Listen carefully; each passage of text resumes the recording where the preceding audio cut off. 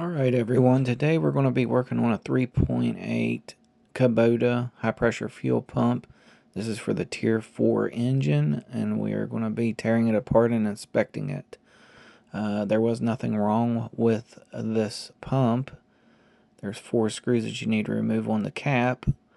However, the lift pump was what was restricting the fuel flow to the high pressure pump, causing it to throw a code. So we're going to remove these 4 screws.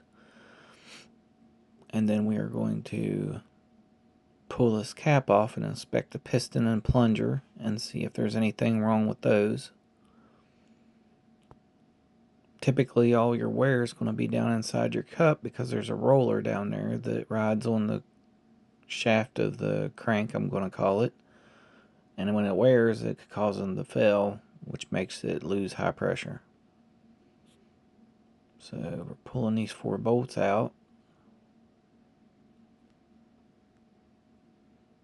And then we're going to remove the other 2. It's best to do this evenly due to the fact that there's a spring underneath the cap for the high pressure piston.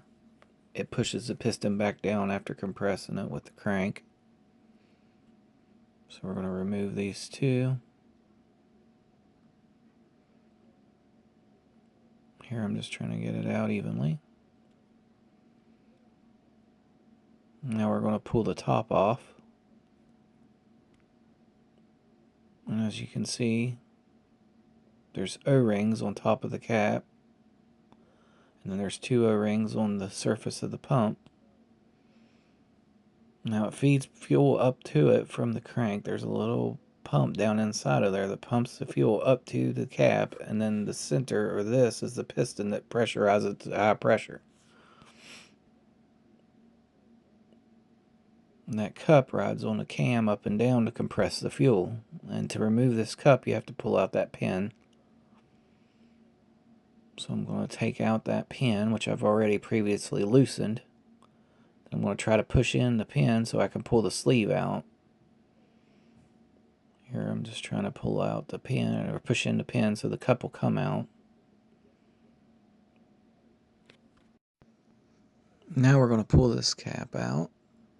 And we're going to inspect the roller and the down inside and make sure that the cam is okay that the roller rides on.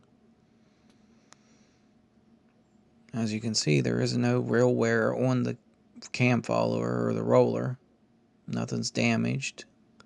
Even the cam doesn't look damaged or anything. So there was nothing really wrong with this pump, but we had to inspect it to make sure. Check and make sure it rolls easy, that there's nothing wrong there. Everything looks smooth and shiny. That's the way it should look. See, you can see it pumping up fuel up into the top of the head of the high pressure pump. Now here you can see the pump fluid coming up through. You can remove these 3 bolts and the 4 bolts on the other side if you want to pull the crank or the cam out of the pump and see if there's anything going on in there by pulling it out. However, I'm not going that far because it doesn't look like there's anything wrong with it.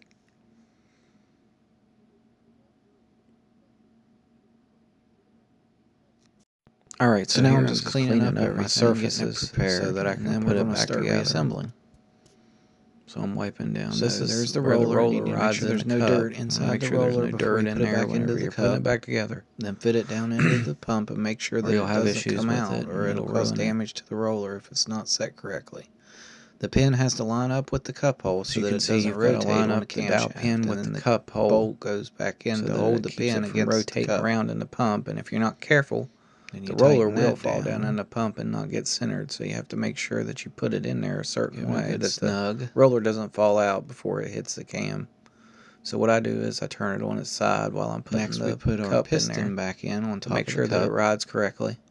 Then we put our spring around the outside, feeling and making sure that the roller's riding right and that it's all going together the way it's supposed to go, with the proper part on the cap so that fuel flows through to the high pressure piston and locked into place. Now you cannot replace those solenoids separately from the fuel pump. That is one downfall to these pumps. They do not allow replacement of that solenoid for some reason. I do not know why. Now what you'll have to do is whenever you're putting this together, you'll have to push down on the cap slightly to get the screw started. And then while you're tightening it down, you need to tighten it down evenly across all 4 caps so that it bolts down squarely and it doesn't ruin the plunger.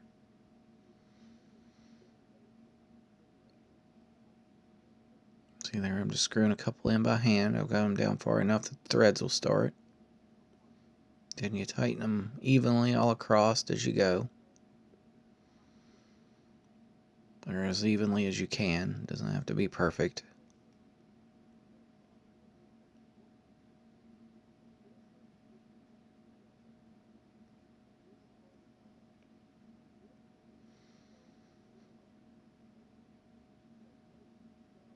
Till they draw all the way up against the bottom of the pump. And if you wanted to, you could replace those O-rings and stuff if you had a leaking pump.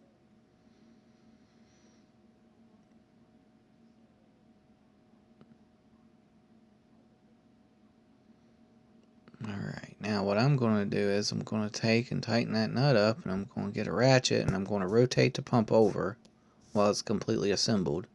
Make sure it has compression and kickback, because it should kick back once it rotates and compresses the piston.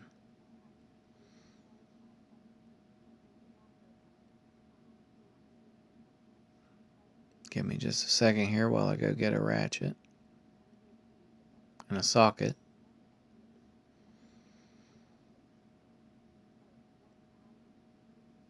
Here we go.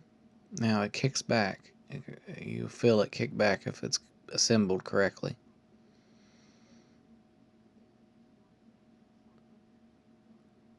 It's almost like it would be a compressor. Well, I thank you for watching, and please like and share and follow for more.